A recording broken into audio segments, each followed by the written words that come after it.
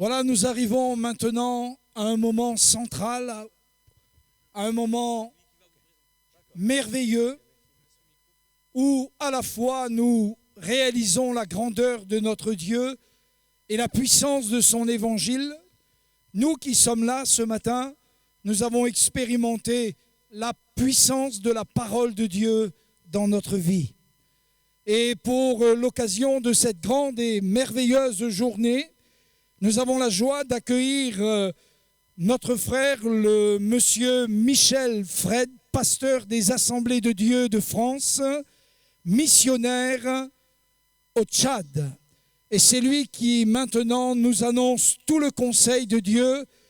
Ouvrez vos cœurs, car la grâce du Seigneur va encore se manifester pour chacun d'entre nous maintenant. Que Dieu bénisse notre frère, monsieur Michel Fred. Merci beaucoup.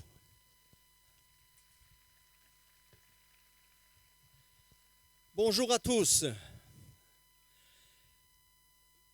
Avec mon épouse Hélène, nous sommes très heureux de partager cette fête de l'Évangile avec les églises de l'île de la Réunion.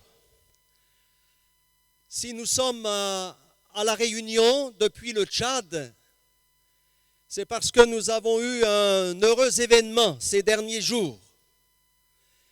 J'étais passé à l'île de la Réunion il y a une quinzaine d'années. Et nous avons été invités dans une famille à partager le repas après le culte à l'église du port.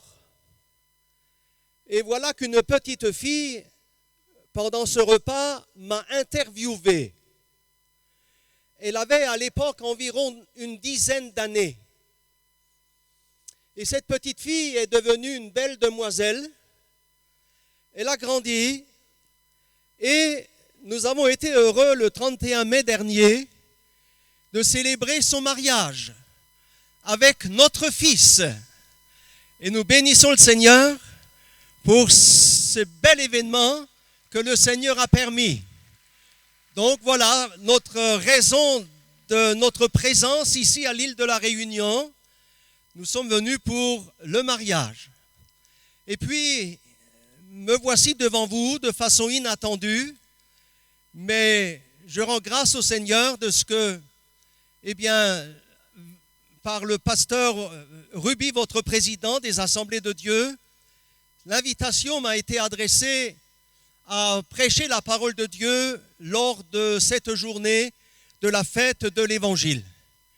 Et c'est avec joie que je l'ai accepté, bien que ce soit un grand défi à relever devant vous tous et devant tous les serviteurs de Dieu, mais je bénis le Seigneur pour cette grâce qu'il me fait, ainsi que pour l'honneur qu'il m'accorde et votre confiance, la confiance également du corps pastoral, de pouvoir partager la parole de Dieu avec vous ce matin. Que le Seigneur vous bénisse, qu'il bénisse les églises de l'île de la Réunion et que son esprit continue à agir puissamment au milieu de vous. Alléluia. Je vous apporte les salutations fraternelles de vos frères et sœurs des Assemblées de Dieu du Tchad. Nous sommes là-bas en mission depuis 5 années maintenant et nous remercions le Seigneur de pouvoir aider nos frères et nos sœurs, d'être en partenariat avec l'Église nationale des Assemblées de Dieu. Et le président Frédéric Domdingao m'a demandé de saluer toutes les églises par lesquelles nous allons passer durant ce mois ici à l'île de la Réunion. C'est donc chose faite. Le thème de cette rencontre ce matin qui m'a été donné à développer, c'est le thème suivant. Ce que l'Esprit dit aux églises. Ce que l'Esprit dit aux églises.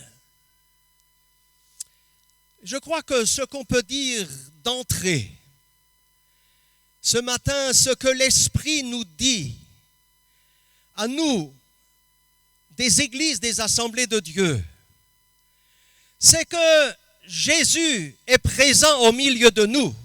Alléluia. Le Seigneur est vivant. Nous l'avons chanté, nous l'avons entendu par les 4 témoignages. Nous bénissons Dieu pour sa grâce. Nous savons qu'il a fait des choses merveilleuses dans la vie de nos frères et sœurs et il veut continuer à le faire. Il est au milieu de nous ce matin. Il veut passer dans nos rangs ce matin. Il veut parler à notre cœur ce matin. Et nous croyons qu'il va bénir aussi sa parole que nous allons ouvrir ensemble. Ce que l'Esprit dit aux églises est une parole qui est tirée du livre de l'Apocalypse. Nous avons cette parole répétée 7 fois dans les 7 lettres que Jésus adresse aux églises de l'Asie mineure, à 7 églises parmi d'autres en Asie mineure, dans les chapitres 2 et 3 de ce livre de l'Apocalypse. J'aimerais simplement lire 2 versets avec vous. Dans Apocalypse au chapitre 2, le verset 7 pour commencer. Voilà ce que dit le Seigneur. Que celui qui a des oreilles entende ce que l'Esprit dit aux églises. À celui qui vaincra, je donnerai à manger de l'arbre de vie qui est dans le paradis de Dieu. Et un peu plus loin, dans le même chapitre 2, les versets 26 à 29. À celui qui vaincra et qui gardera jusqu'à la fin mes œuvres, je donnerai autorité sur les nations. Il les pètera avec une verge de fer, comme on brise les vases d'argile, ainsi que moi-même j'en ai reçu le pouvoir de mon Père. Et je lui donnerai l'étoile du matin. Que celui qui a des oreilles entende ce que l'Esprit dit aux églises.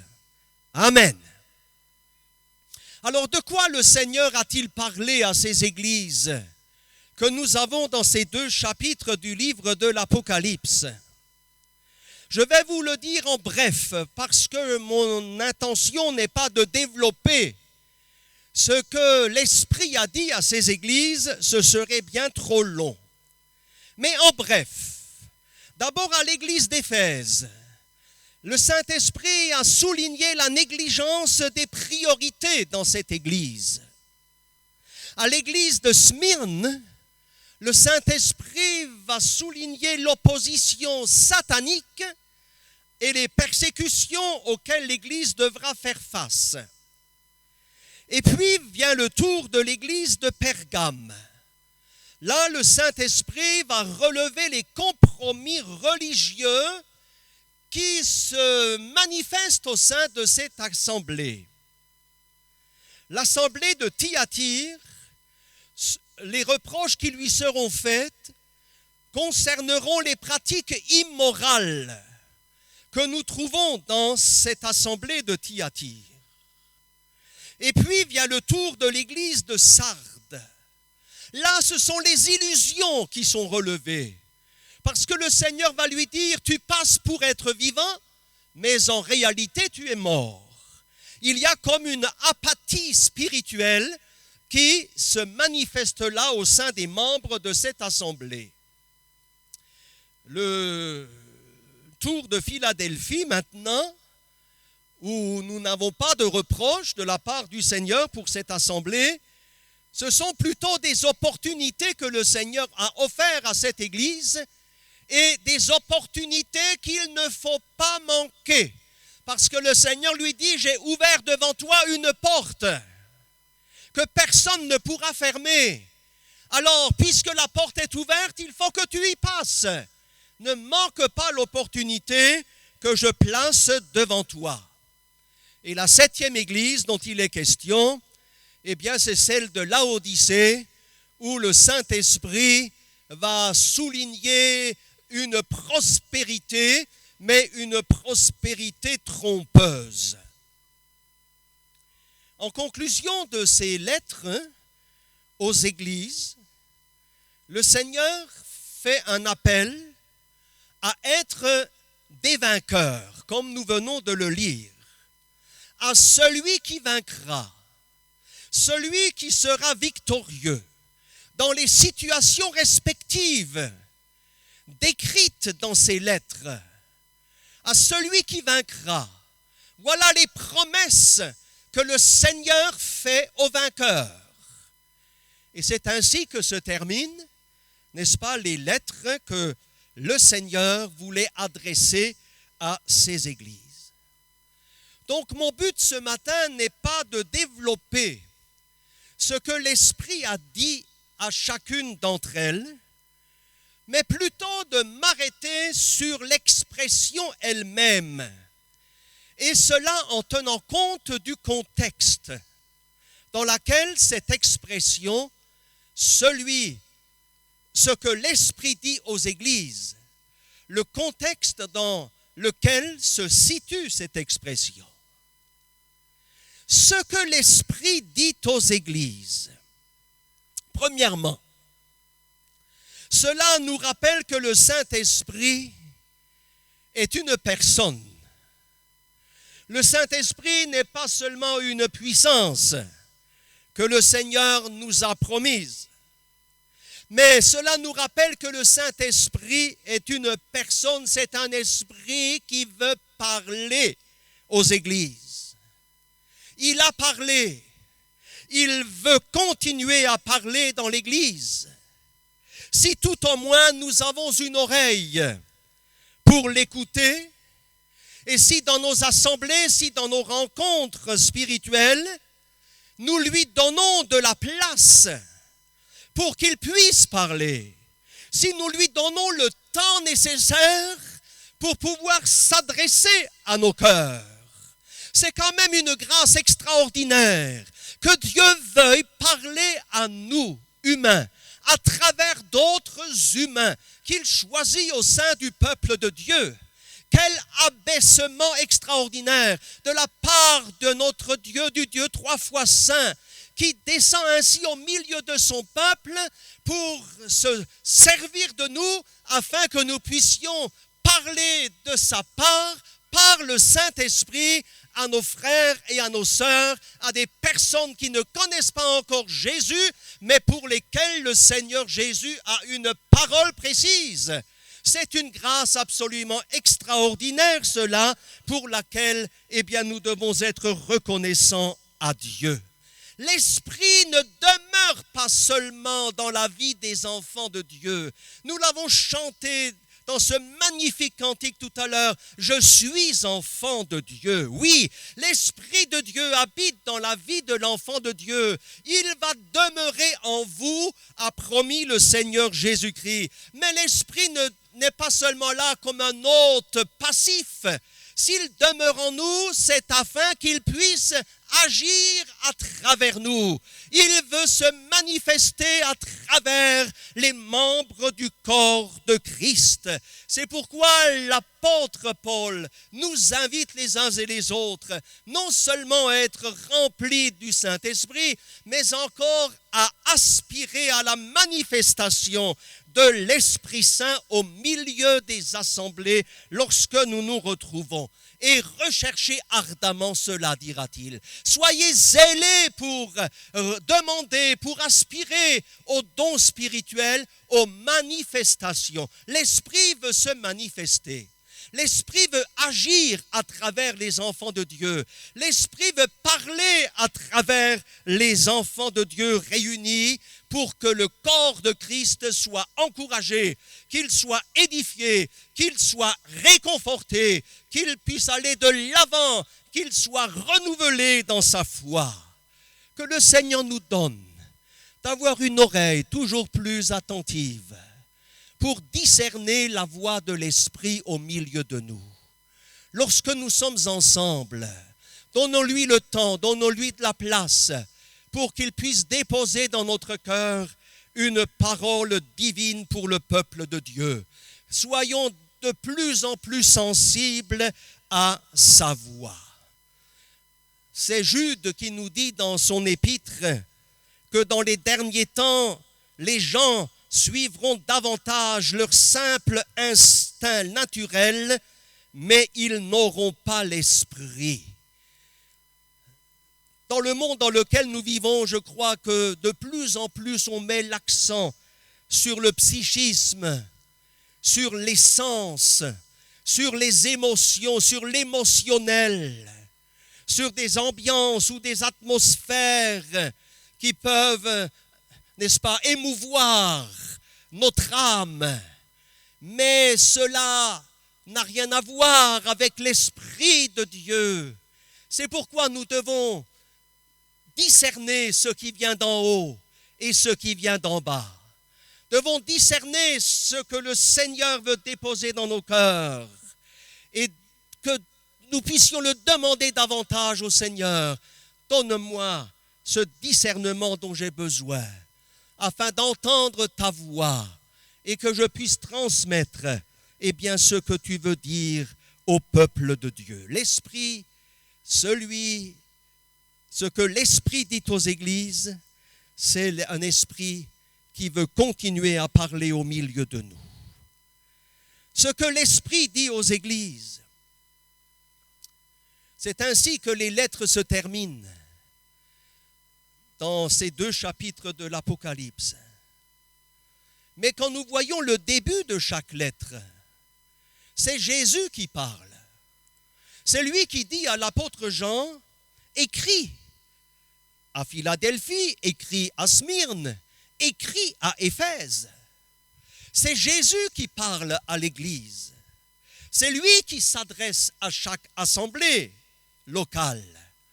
Mais il termine en disant ce que l'Esprit dit aux églises. Nous voyons ici, on pourrait dire que Jésus-Christ parle par l'Esprit qu'il a envoyé au sein de ces églises. L'unité des 3 personnes divines que bien souvent la parole de Dieu nous révèle. Cette collaboration extraordinaire entre le Père, le Fils et le Saint-Esprit dans une équipe qui nous parle d'interdépendance, où chacun respecte les fonctions et les positions de l'autre, où il y a une collaboration, une association dans un amour absolument parfait. C'est pourquoi ce que l'Esprit dit aux églises ne pourra jamais aller contre ce que Jésus dit. Parce que ce que l'Esprit dit, c'est ce que Jésus dit. Ce ne sera jamais contraire à ce que Jésus a dit, à ce qu'il a dit, annoncé, proclamé dans son enseignement, dans les évangiles. Bien au contraire. Jésus a dit que lorsque le Saint-Esprit sera venu, le Saint-Esprit manifestera ma gloire. Il ne parlera pas de lui-même, de son propre chef, mais il va puiser dans ce qui est à moi et il va vous le communiquer. Il va vous l'annoncer. Il va vous le rappeler. Oui, Jésus est à la tête de l'Église. Et le Saint-Esprit respecte la position du Seigneur Jésus. C'est pourquoi ce que l'Esprit dit aux églises ira toujours dans la direction de l'unité, à l'exemple de l'unité entre le Père, le Fils et le Saint-Esprit. Ce que l'Esprit dit aux églises n'ira jamais dans un sens de diviser quoi que ce soit ou qui que ce soit, même pas 2 personnes entre elles. Ce que l'Esprit dit aux églises ira toujours dans la direction de l'unité entre les membres du corps de Christ, à l'exemple de l'unité des personnes divines. Ce que l'Esprit dit aux églises ne pourra jamais produire de la rivalité ou de la concurrence. Comme il n'y a pas de rivalité entre le Saint-Esprit et le Seigneur Jésus-Christ, le Fils de Dieu, ni entre le Père, ni entre le Fils, mais une association extraordinaire, une collaboration, un amour, un respect, un honneur, une gloire partagée. Ce que l'Esprit dit aux églises, troisièmement, ne sera jamais contraire à la parole de Dieu qu'il nous a laissée. De la Genèse à l'Apocalypse. Jamais dans le sens inverse. Ce que l'Esprit dit aux églises ne combattra pas une parole que Dieu nous a laissée dans les Écritures. Il y a dans notre monde évangélique aujourd'hui une grande confusion. Je ne connais pas le milieu de l'île de la Réunion. Je connais celui du Tchad et d'autres pays africains dans lesquels nous avons servi le Seigneur dans le passé. Une grande confusion par rapport à la parole de Dieu, où on va sortir facilement des textes de leur contexte pour justifier nos théories, pour justifier nos expériences, en faisant fi de l'enseignement général des Écritures et des règles d'interprétation, des règles d'herméneutique de la parole de Dieu. Jésus répète à chaque église, Jésus répétera à chaque fois à l'apôtre Jean, écris à telle église, écris à l'église suivante, et écris encore à telle assemblée locale. Écris. Jésus n'a pas seulement dit à Jean de parler, de donner verbalement le message à ces églises, mais Jésus lui a demandé de l'écrire. Et mes frères et sœurs, notre référence, notre norme, notre fil à plomb, c'est l'Écriture encore et toujours. C'est l'Écriture divinement inspirée par le Saint-Esprit. Ce que l'Esprit dira aux églises est toujours une parole que nous trouverons d'une manière ou d'une autre dans les Saintes Écritures, jamais opposée à celle-ci, mais toujours en accord avec les Saintes Écritures divinement inspirées. C'est le Saint-Esprit qui a inspiré les Écritures. Et le Saint-Esprit qui les a inspirés va préciser par la bouche de l'apôtre Paul que dans les derniers temps, plusieurs vont s'attacher à des esprits trompeurs et à leurs enseignements fallacieux. C'est ce que nous voyons malheureusement de notre temps. C'est vrai que ce ne sont pas nos théories, ce ne sont pas nos expériences aussi spirituelles et élevées qu'elles paraissent être, qui pourront être notre guide en matière de foi et encore moins en matière de doctrine. Tout doit être mesuré par rapport, n'est-ce pas, à la parole divinement inspirée qu'est la parole de Dieu que le Seigneur nous a laissée par écrit. Quatrièmement, ce que l'Esprit dit aux églises, eh bien justement, ce que l'Esprit dit, ce n'est pas adressé à une église. Nous passons du singulier au pluriel. Ce que l'Esprit dit est adressé aux églises, au pluriel. Non pas à une seule église, non pas seulement à l'ange de cette église, comme l'introduction de ces lettres nous le montre à chaque fois, écrit à l'ange de l'église d'Éphèse, écrit à l'ange de l'église de Sardes, etc. Mais la conclusion est celle-ci, ce que l'Esprit dit aux églises. Bien qu'il y ait un message particulier pour chacune d'entre elles, le Seigneur connaît la condition de chaque église de l'île de la Réunion. Il sait dans quel état se trouve votre assemblée locale. Il pourrait écrire à l'ange, c'est-à-dire au responsable de votre église locale, ce qu'il y a de positif comme ce qu'il y a de négatif peut-être aussi. Il pourrait vous lancer le même appel à celui qui vaincra dans les conditions de votre église actuellement. Voilà les promesses que je lui fais. Le Seigneur connaît ces conditions locales qui sont les nôtres. Et pourtant, quand nous voyons ces lettres de l'Apocalypse, bien que chacune d'entre elles ait un message particulier de la part du chef de l'Église, qu'est Jésus-Christ, le Fils de Dieu, eh bien, le Saint-Esprit s'adresse aux églises. Le message adressé à l'Église va au-delà même de cette Église locale. Cela me rappelle que l'Église locale n'est pas coupée des autres églises locales. L'Église locale n'est pas isolée des autres. Aucune église locale n'est appelée à faire cavalier seul, comme si les autres églises locales n'existaient pas, ou comme si mon église n'avait pas besoin des autres églises. Comme disait la sœur tout à l'heure dans le témoignage, quand vous avez prié pour les malades, vous avez aussi prié pour moi. Pas seulement pour ceux de votre assemblée. C'est vrai que le message dépasse l'église locale. On ne peut pas faire comme si les autres n'existent pas. L'église de Sardes ne peut pas dire « Ce qui se passe à côté à Thyatire ne me concerne pas, cela ne me regarde pas, c'est leur affaire. » Si, tu es concerné aussi.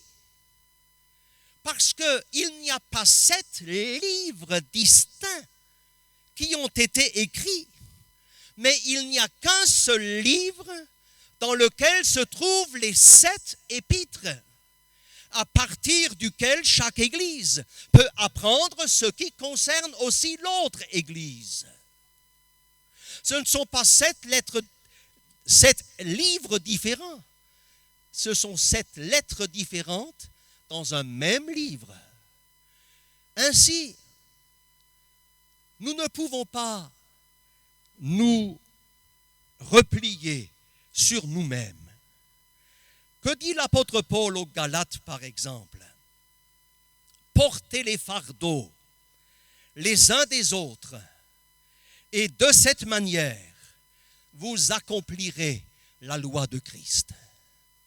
Portez les fardeaux des uns des autres, de l'église d'à côté, de l'église du nord, de celle du sud, de l'est ou de l'ouest, qui a un lourd fardeau peut-être à porter.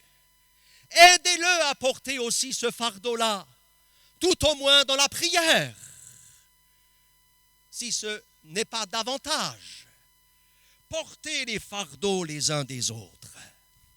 L'Église donc ne doit pas se replier sur elle-même, se fermer sur elle-même, comme si elle était autosuffisante, n'ayant pas besoin de l'aide d'autrui. Ou alors comme si cette Église était celle que nous trouvons dans la 3e épître de Jean, qui était dirigée par un certain Diotrephe, qu'on pourrait qualifier d'autoritariste, et qui refusait d'accueillir l'apôtre Jean ainsi que d'autres frères. C'est un homme qui voulait rester seul maître à bord et qui ne voulait rien savoir des autres. Ce n'est pas le modèle que nous présente la parole de Dieu. Ce que l'Esprit dit, il le dit aux églises et pas seulement à une église d'entre elles. Ensuite, ce que l'Esprit dit aux églises commence toujours par la même tournure de phrase, écrit à l'ange de telle église, c'est-à-dire au leader, aux dirigeants, écrit aux responsables de cette église. C'est lui qui représente l'assemblée, c'est lui que le Seigneur a choisi pour le mettre à la tête de cette église. Mais la conclusion de chaque lettre que le Seigneur Jésus adresse à l'ange de l'église, chaque lettre se termine non pas par ce que l'Esprit dit à l'ange, mais par ce que l'Esprit dit aux églises. Ce qui veut dire que le Seigneur Jésus, le chef de l'Église, ne sépare pas le dirigeant de l'Église. Et réciproquement, il ne sépare pas l'Église de son dirigeant, de son conducteur, de son responsable. Mais ce que le Seigneur adresse à l'ange de l'Église s'adresse ensuite par l'Esprit aux églises elles-mêmes. Ce qui veut dire que le dirigeant n'est pas le seul concerné par les affaires du royaume de Dieu, mais que l'Église dans son ensemble, et d'abord l'Église locale dans son ensemble, est concernée par les affaires du royaume de Dieu, que l'Église est appelée à réaliser, à accomplir. L'Écriture nous dit que les projets s'affermissent par le conseil. Vous avez probablement des projets au sein de votre Église locale.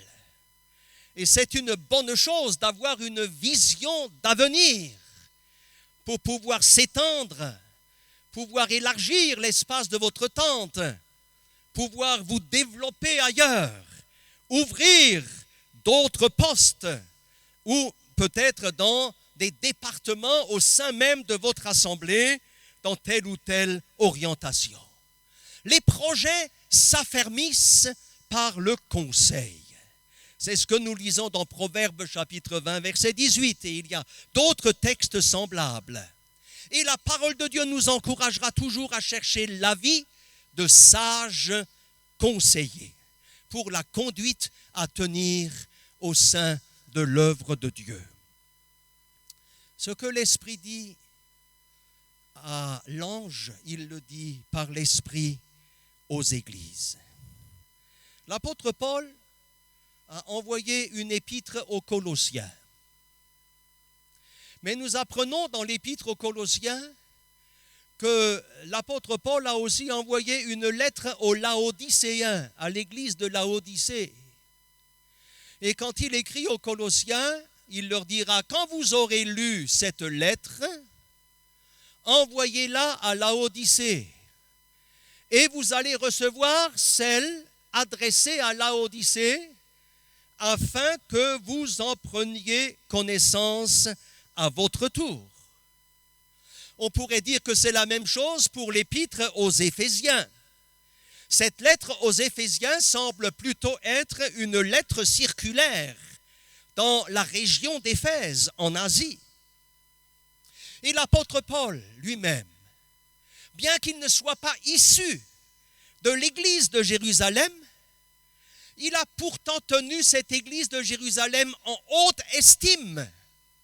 Et il l'a aidée même financièrement selon ses possibilités, quand c'était nécessaire.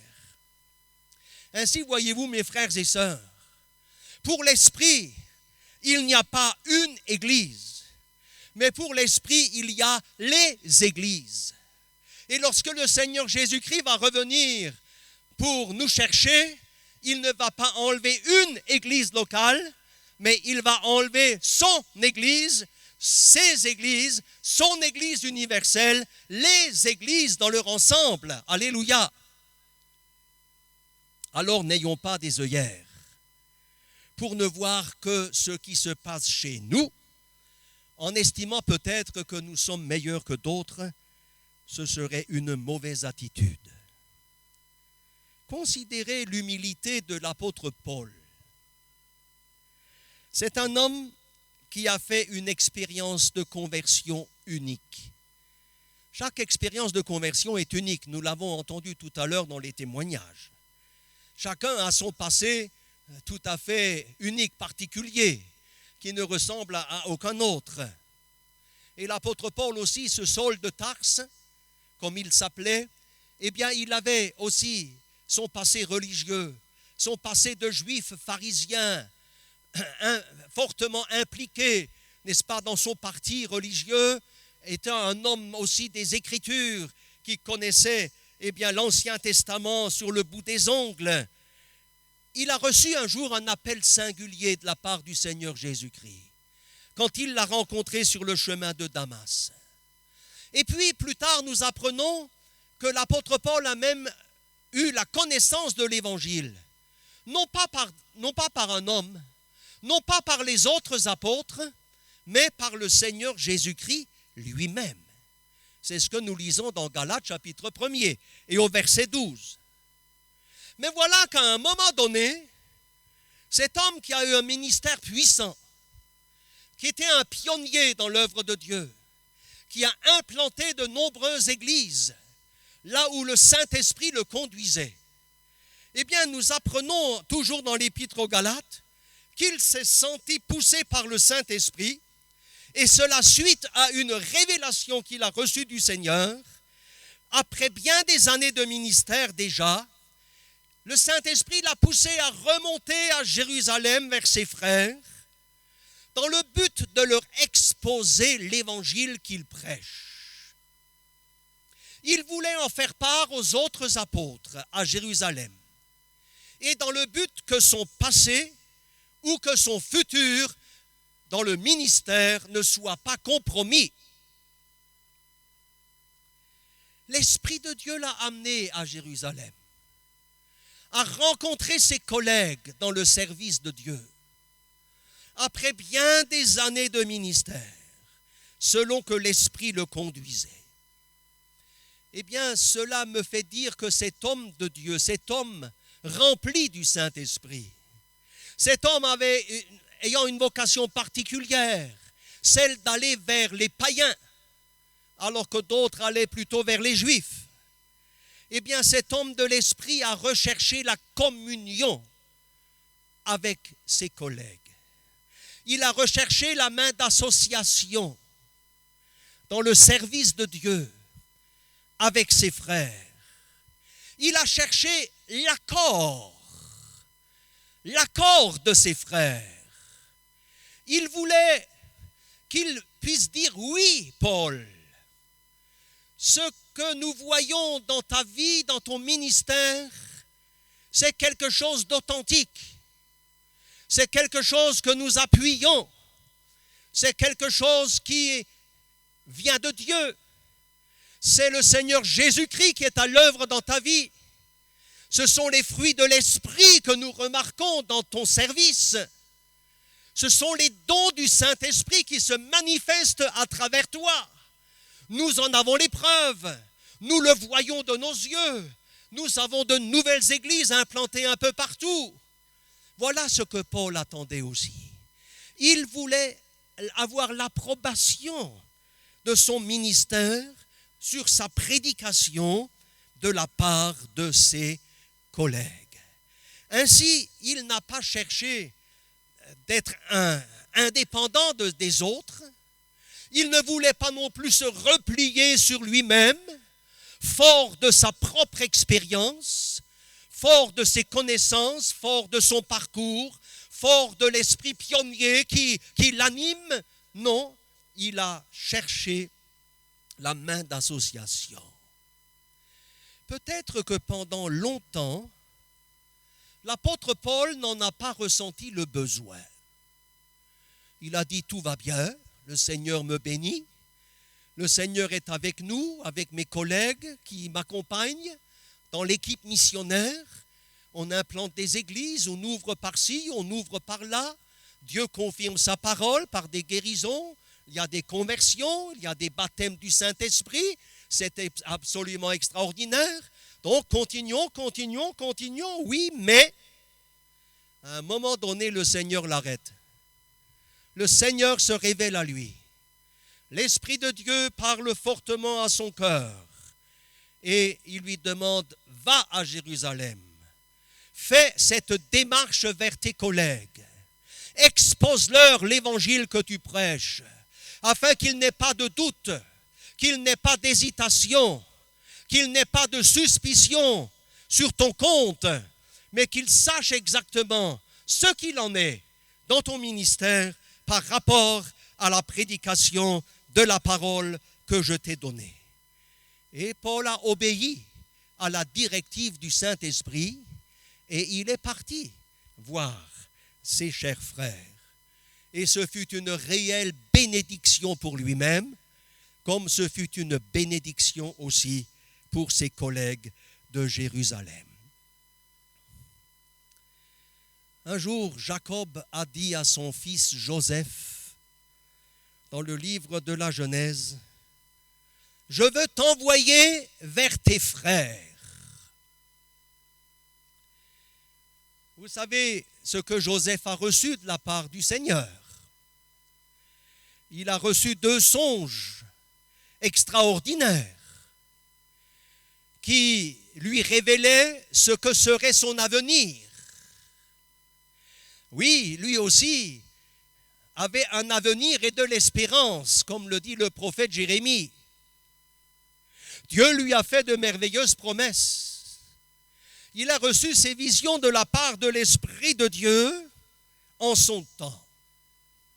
Et suite à ces révélations qu'il a reçues de la part du Seigneur, Jacob, son père, il l'appelle. « Me voici », a-t-il dit à son papa. « Qu'y a-t-il ? Je veux t'envoyer vers tes frères. »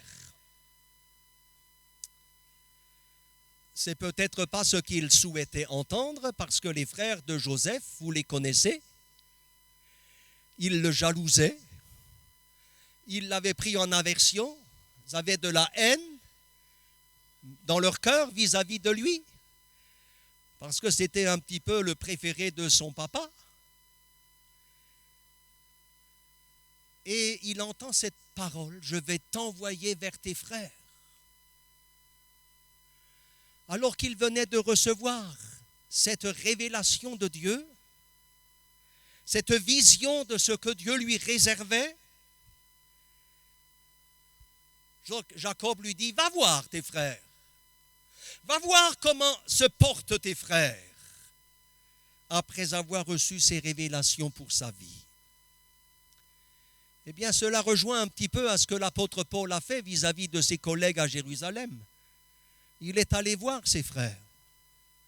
Ce qui veut dire que même si tu as reçu de grandes choses de la part de Dieu, même si le Seigneur t'a donné une vision qu'il veut accomplir à travers ta vie, même s'il t'a donné une révélation par son esprit pour ton avenir, ne te complais pas dans tes visions, dans l'attente qu'elles se réalisent. Ne te coupe pas des autres. Ne te replie pas sur toi-même, mais va voir tes frères. Parce que ce que le Seigneur veut, c'est que ce qu'il t'a dit se réalise au milieu d'eux et non pas à l'écart de tes frères. Au sein de l'Église, l'Esprit, ce qu'il dit, c'est qu'il le dit aux églises. Ce qu'il te dit à toi, c'est parce que tu es un membre de son Église. C'est que tu as ta place dans l'Église. C'est que tu es le dirigeant de cette Église. C'est que tu es un ancien ou un diacre ou un diaconesse ou un responsable de département dans ton Église. C'est à l'Église qu'il le dit.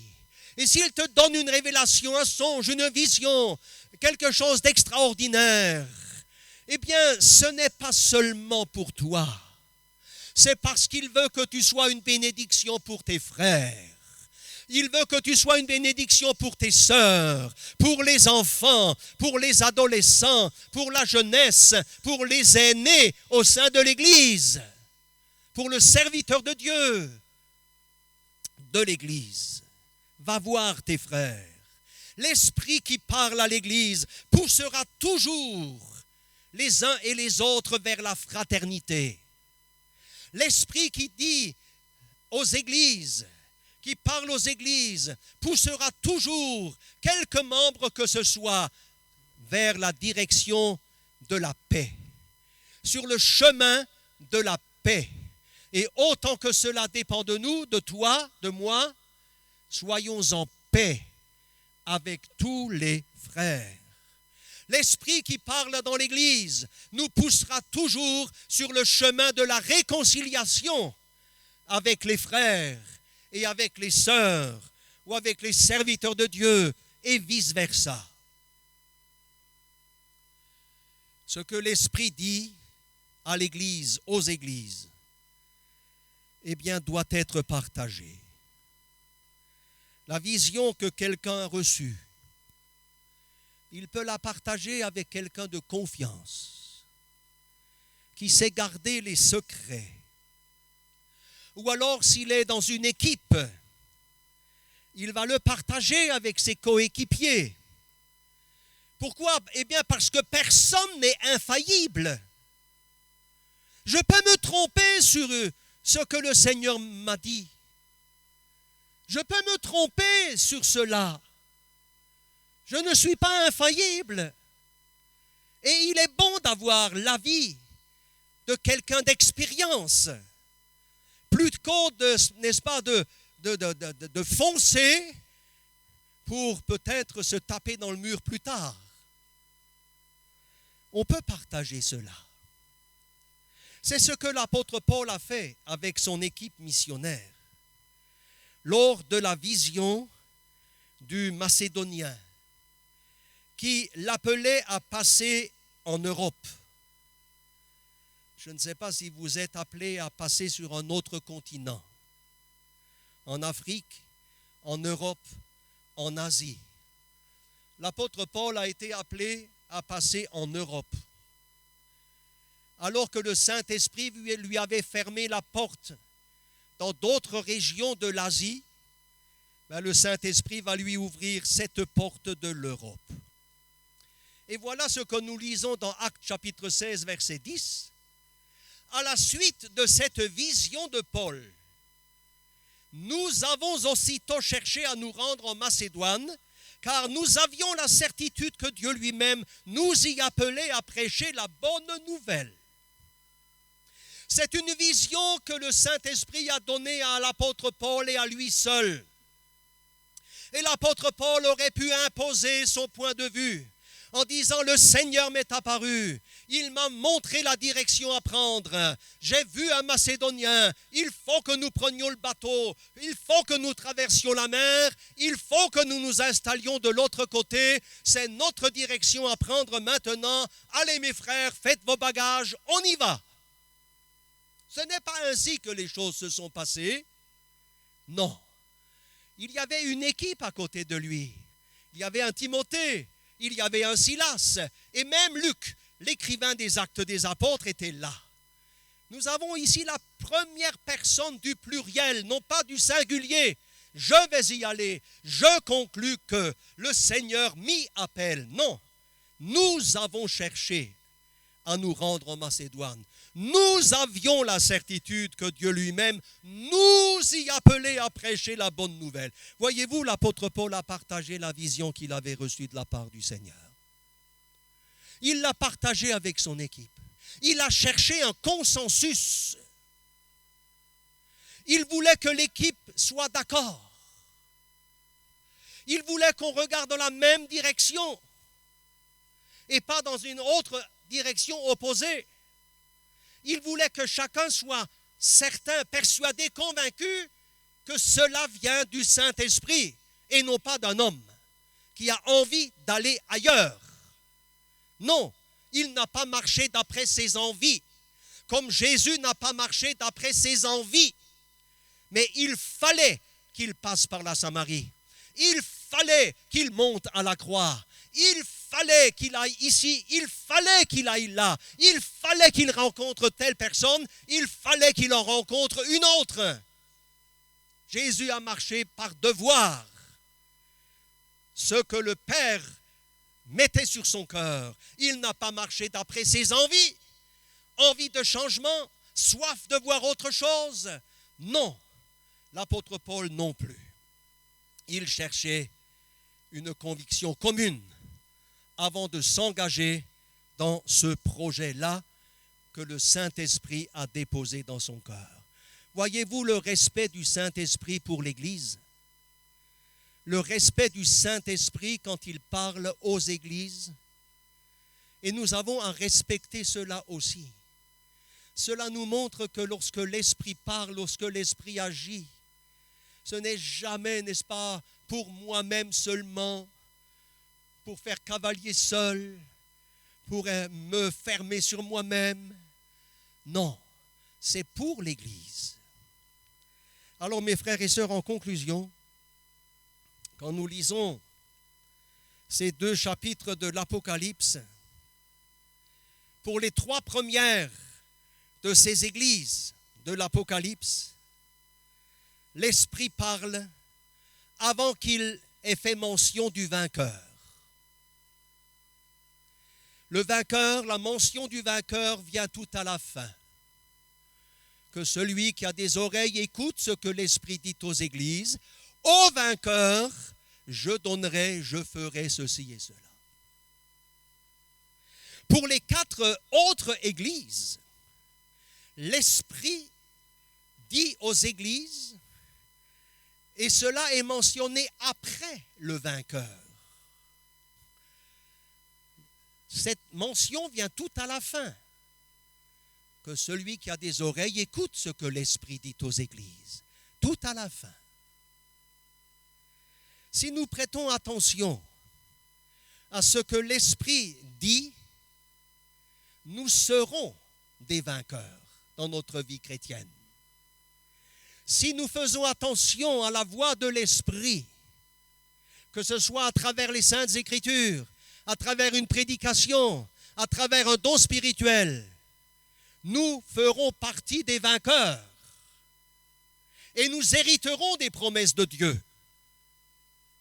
Et quand nous aurons été vainqueurs, quand nous aurons été victorieux dans tel ou tel domaine, parce que Dieu a parlé à notre cœur, quand nous aurons pris la bonne direction, la bonne position, la bonne attitude, alors nous devons rester dans la même écoute de ce que l'Esprit nous a dit afin de ne pas perdre l'acquis.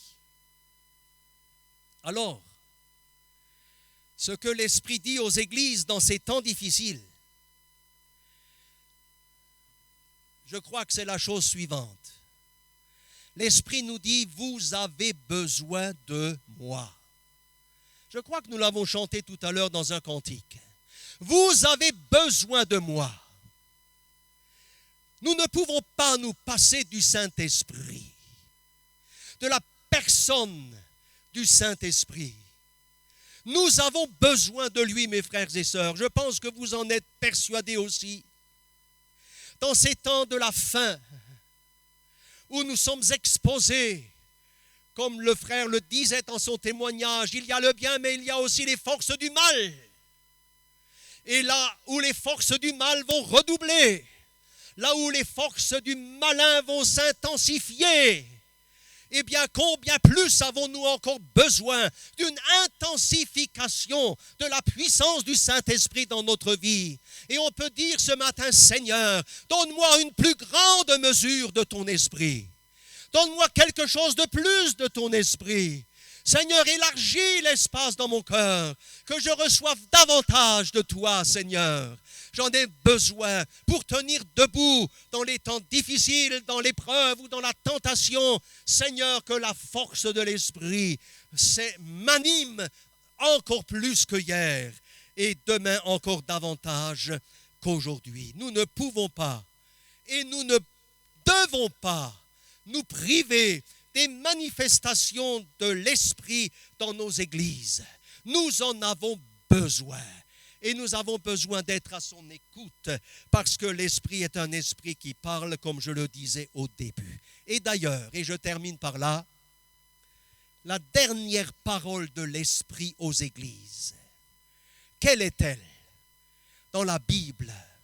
La dernière parole, la dernière fois dans la Bible que l'Esprit de Dieu parle à l'Église, aux églises, et je dirais même en union avec les églises, nous l'avons dans le 22e chapitre de l'Apocalypse, où il est dit que l'Esprit et l'Église, avec un grand E, disent, viens, Seigneur Jésus, alléluia, viens Seigneur Jésus. Voilà la dernière parole de l'Esprit de Dieu dans les Saintes Écritures. Viens, Seigneur Jésus. C'est une référence supplémentaire au Fils de Dieu, une référence supplémentaire au chef de l'Église. Viens, Seigneur Jésus, enlever ton épouse, enlever ton Église. Que le Seigneur vous bénisse, frères et sœurs. Merci de votre attention. Que Dieu soit avec vous tous, avec toutes les assemblées de l'île de la Réunion, et que l'Esprit de Dieu continue à parler aux églises de la Réunion. Que Dieu soit béni.